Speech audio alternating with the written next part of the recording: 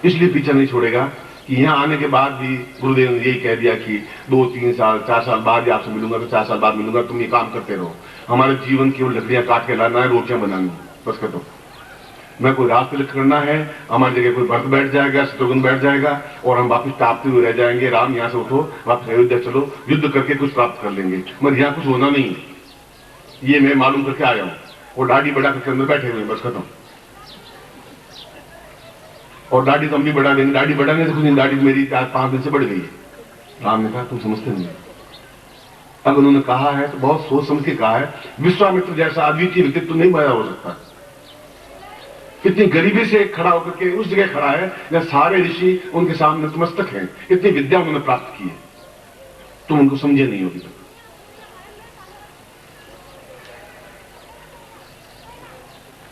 और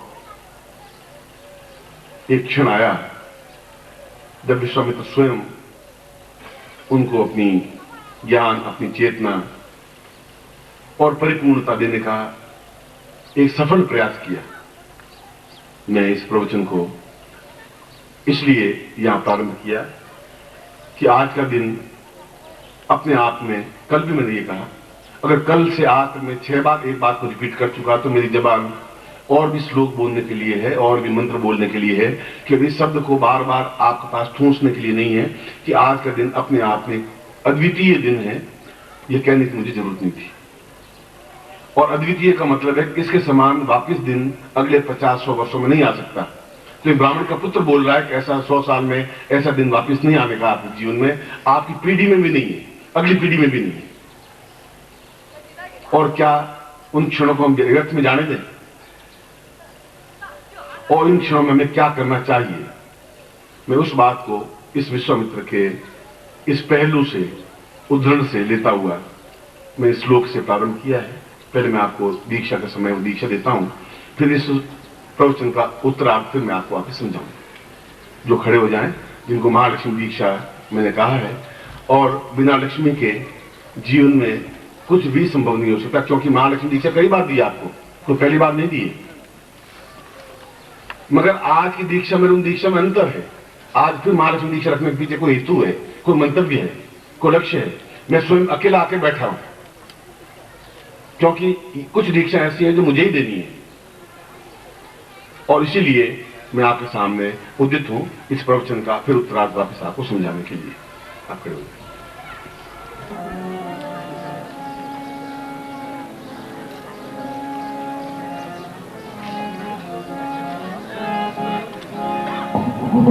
अच्छा रहेगा ताकि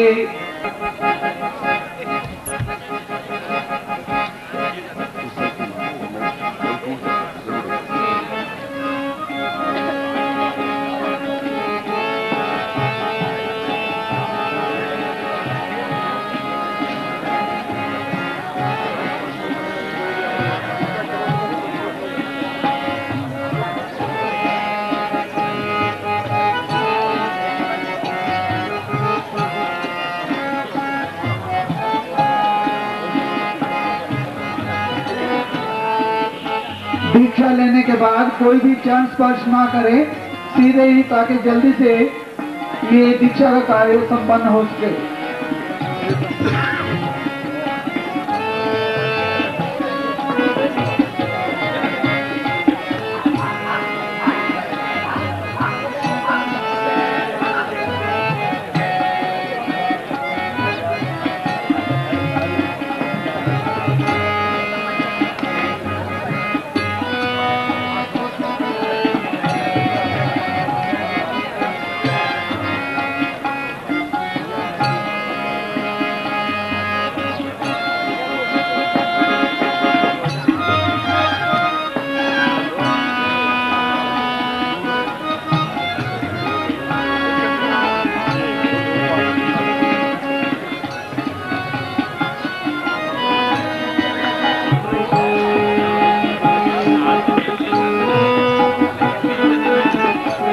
जिनकी दीक्षा पूरी हो गई वो अपने आसन पर बैठेंगे, बीच में खड़े नहीं रहेंगे।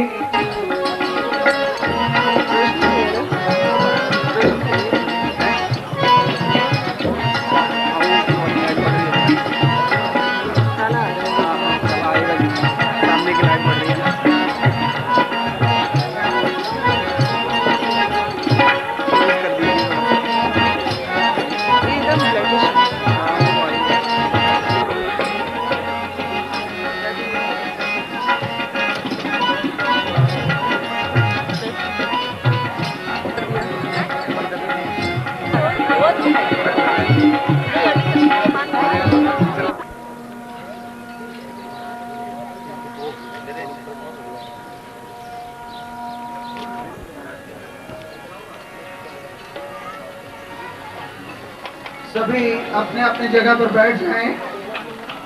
कोई बीच में खड़ा नहीं रहेगा। ये पीछे 3-4 भाई खड़े हुए हैं, जल्दी से आसन ग्रहण करें। मैं 8 दिन भर का कार्यक्रम आपको समझा देता हूँ जिससे आपको ध्यान रहे। आज ग्रहण काल प्रारंभ हो चुका है। ग्रहण काल की 2 तिथियां होती हैं। एक तो ग्रहण काल का स्पर्श या इसका जैसे सूचक कहते हैं, या ग्रहण काल की स्थिति प्रारंभ हो जाती है। वह करीब 12 घंटे के आसपास पहले शुरू हो जाती है, 11:30 घंटे या 11 घंटे 17 मिनट से पहले शुरू हो जाती है।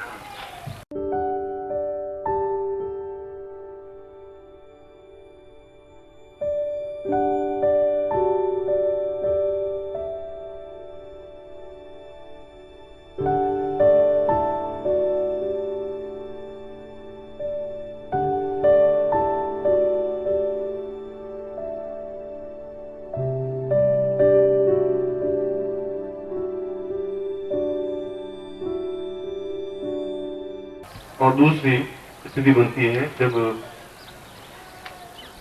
चंद्र या सूर्य ग्रसित होता है, और तीसरा उसका मध्याह्न होता है जब पूरी तरह से ग्रस्त हो जाता है, और चौथी अवस्था होती है जब उससे मुक्त हो जाता है। ये 4 स्थितियां ग्रहण की होती हैं। तो ग्रहण के स्पर्श की स्थिति जैसे एक उसके 10-12 घंटे पहले उसका इफेक्ट शुरू हो जाता है, उसको सूतक कहते हैं या उसका प्रारंभिक अवस्था कहते हैं। ग्रस्त तो रात को होगा, प्रारंभिक ग्रस्त होगा, फिर बिल्कुल बीच में जहां पूरा ग्रस्त हो गया, फिर धीरे धीरे निकल करके फिर स्पष्ट हो गया। ये तीनों स्थितियां, 4 स्थितियां ग्रहण की बनती हैं। और यह ग्रहण तंत्रोक्त दिवस में पड़ रहा है, इसलिए तंत्र को जीवन में सबसे ज्यादा महत्व दिया गया है, शास्त्रों में भी और हमारे जीवन की पूर्णता में भी। इन दिनों में आज दिन भर में आपको मैं दोपहर को अपनी खुद की साधना में थोड़ा 1 घंटा या 1.5 घंटा मुझे लगाना पड़ेगा। मैं 3 दीक्षाएं आपको दे पाऊंगा दिन भर में। फिर जब ग्रहण बिल्कुल प्रारंभ होगा तब 2 दीक्षाएं, एक तो वे जो साधक बने हैं और उनसे मैंने वायदा किया है कि मैं उनको एक अत्यंत गोपनीय और दुर्लभ दीक्षा दूंगा। तो जिन्होंने साधक का बैज लगाया है या जो साधक बने हैं उनको और केवल उनको दीक्षा दूंगा। और दूसरा, उनको जो 5 पत्रिका सदस्य बनाए हैं, जो पत्रिका परिवार में वृद्धि की है, उन दोनों को दीक्षा या मंच में भी दे सकता हूं और ऊपर हॉल में ले जाकर के भी अलग से भी दे सकता हूं। ये उस समय मेरे मानस की स्थिति जो बनेगी वह मेरी स्थिति बनेगी। तो ठीक ग्रहण के समय यदि समय मिला तो एक सामान्य सबको एक उपहार रूप में दीक्षा दूंगा, वह एक अलग बात है। मगर कमिटमेंट मेरा यह है कि आज दिन भर में तीनों दीक्षाएं अपने आप में महत्वपूर्ण होगी। और ये 5 दीक्षाएं देखा जाए तो जीवन की, मेरे जीवन की तो सबसे बड़ी उपलब्धियां हैं, और वे रात्रि के जो 2 हैं वे सर्वोच्च दीक्षाएं मेरे जीवन की भी, जिनको बड़ी कठिनाई से, मैं समझता हूं कि हजारों मोतियों में से वे दोनों हीरक खंड हैं, हीरे के टुकड़े हैं। इसलिए ये केवल आज दिन भर का इतना ही कार्यक्रम आपके सामने मतलब स्पष्ट होना चाहिए कि हमें कितनी दीक्षाएं लेनी है, कितना समय हमारे पास है, किस प्रकार से क्या चीज मिलेगी, और किसी व्यक्ति को, लड़के को निराश नहीं होना पड़े। तो ठीक ग्रहण के समय में आपको कमेंट करके जो साधक हैं उनको मैं दीक्षा दूंगा, जो अपने आप में अत्यंत दुर्लभ होगी, जो मेरे जीवन की भी मैं उनको दुर्लभ दीक्षाओं में से कहता हूं या प्रयोगों में से कहता हूं।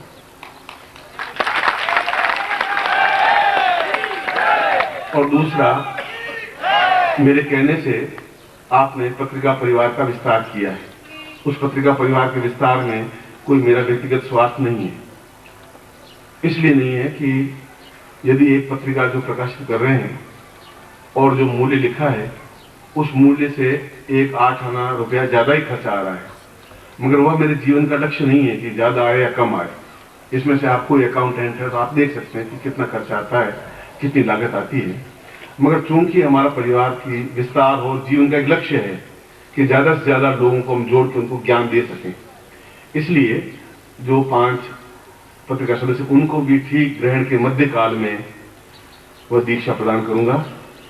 और ग्रहण के प्रारंभ काल में जो साधना शिविर में भाग लिया है उनको ग्रहण के ठीक प्रारंभ काल में वह दीक्षा दूंगा।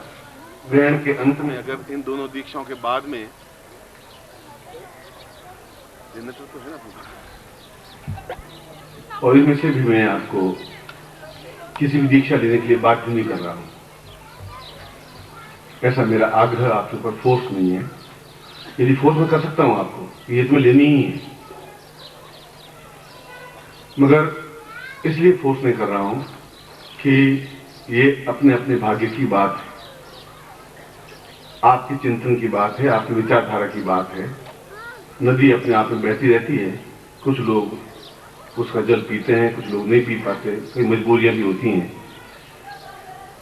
एक समय था कि जो मैं मुंह से निकालता था तो वो शिष्य पूरा करते ही थे, सन्यासी शिष्य आज भी। और हमारी पूरी वैदिक परंपरा और आर्ष परंपरा और आर्य परंपरा ऐसी ही रही है। यह नहीं देखा जाता कि राम रोटियां सेक रहे हैं और वहां सेक रहे हैं जो उनकी प्रजा, उनकी धरती पर एक ऋषि बैठा हुआ है। उसमें उनके मानस में चिंतन नहीं था। उनके मानस में चिंतन था कि दशरथ ने कहा है कि इस मेरे पुत्रों को अद्वितीय बनाइए, जो हम रघु से लगा के आज तक नहीं बन पाए। और दशरथ के 3 रानियां नहीं थी, दशरथ के 12,000 रानियां थी, 3 तो पटरानियां थी, कौशल्या, कैकेयी, सुमित्रा। कृष्ण के 16,000 रानियां थी। उस समय पत्नियों को एक संपत्ति माना जाता था। इस राजा के पास 18,000 है, इस राजा के पास 20,000 थे, ये ज्यादा बड़ा राजा है। जैसे हमारे पास नोट है, वैसे स्त्री को भी स्त्री धन माना गया था। आज भी स्त्री धन माना जाता है कि ये संपत्ति है हमारे जीवन की। वह जीवन एक अलग था, मगर वह जीवन अपने आप में बहुत बहुमूल्य जीवन नहीं था। इसलिए जब लक्ष्मण बहुत क्रोधित हुए, क्रोध वहां अपने गुरु के सामने तो नहीं प्रकट कर पाए, उबलते रहे और पूरा जीवन उनका क्रोध में व्यतीत हुआ। वह राम के पास आके बहुत चिल्लाए। उसने कहा कि ये कहां फंसा, इसलिए तो वशिष्ठ को जो कहते थे वो कर लेते थे, आज्ञा पालन करते। हम राजकुल के हैं, ये हमारे यहाँ में खा रहा है, हमारे यहाँ रह रहा है और हमारे ऊपर आंखें तरेर रहा है। तुम रोटियां सेक रहे हो और देख रहे हो और मैं लकड़ियां झोंकते जा रहा हूं, लकड़ियां काट रहा हूं। मुझे यहाँ नहीं रहना है, आपको सीखना है तो आप सीखिए, मैं कर जा रहा हूं। राम ने कहा लक्ष्मण, क्रोध से ज्ञान नहीं मिल सकता और क्रोध से गुरु कृपा भी नहीं मिल सकती। तुमसे ज्यादा क्रोध उस विश्वामित्र में है जो ब्रह्मा को ललकार सकता है और जो नवीन सृष्टि की रचना कर सकता है। और हमारे पूर्वजों ने, वशिष्ठ तक ने कहा कि अगर तुम्हें अद्वितीय बनना है तो विश्वामित्र के पास जाना होगा, तो सोच समझ के कहा होगा। और हमें ऐसा सामान्य जैसे दशरथ ने और अज ने और हमारे पूर्वजों ने जीवन बिताया है, वैसा हम ही बिता दे, यह उचित नहीं है। और आप वाल्मीकि रामायण पढ़ें, ठीक ग्रहण के अवसर पर फाल्गुन शुक्ला चतुर्दशी और जब उसमें पूर्णिमा का समावेश हुआ, तब पहली बार उनको दीक्षा दी, मृत्युंजय दीक्षा और शिष्य दीक्षा। पूरे 5 महीने तक उनको रोटियां सिखवाते रहे, देखते रहे कि कितनी आज्ञा, क्या शिष्य बने नहीं बने। वह दिन जब आज का दिन है। और ठीक 13 महीने बाद, एक साल में 12 महीने होते हैं और एक साल में 13 महीने अधिक मास कहलाता है। ठीक 13 महीने बाद, ठीक ग्रहण के समय जनक ने सीता का स्वयंवर रचा। और जब ग्रहण प्रारंभ हुआ तब विश्वामित्र ने संकेत से राम को कहा अब तुम उठाओ। बाकी लोगों ने कोशिश कर ली, अब बिल्कुल ठीक समय है, मैं गुरु हूं, इसलिए अब तुम इसका वर्णन करो। और उन्होंने उस परशुराम के सिर के धनुष को उठा करके और प्रत्यंचा चढ़ा करके और सीता का वर्णन किया, सीता से शादी की।